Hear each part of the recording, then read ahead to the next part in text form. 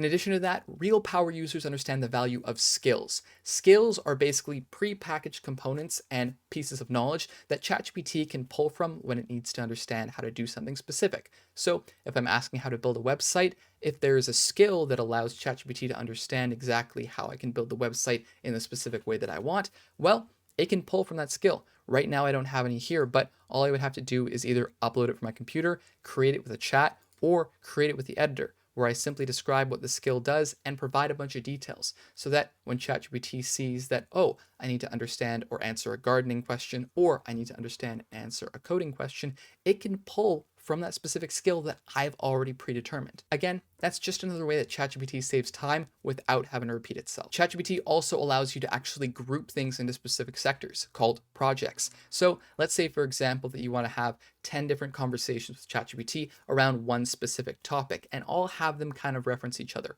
Well, instead of just having memory remember, randomly based on what ChatGPT thinks is the most important into your different conversations, instead, by actually having something in a project, ChatGPT can understand, oh, everything in this project is related to this one specific thing. So everything in this project should be considered when starting a new chat in that project. So if I was trying to work on one specific project for work or for school, it doesn't matter.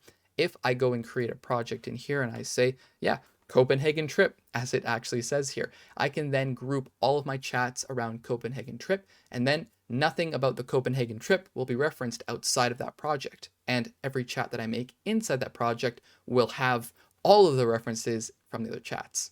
If that makes sense.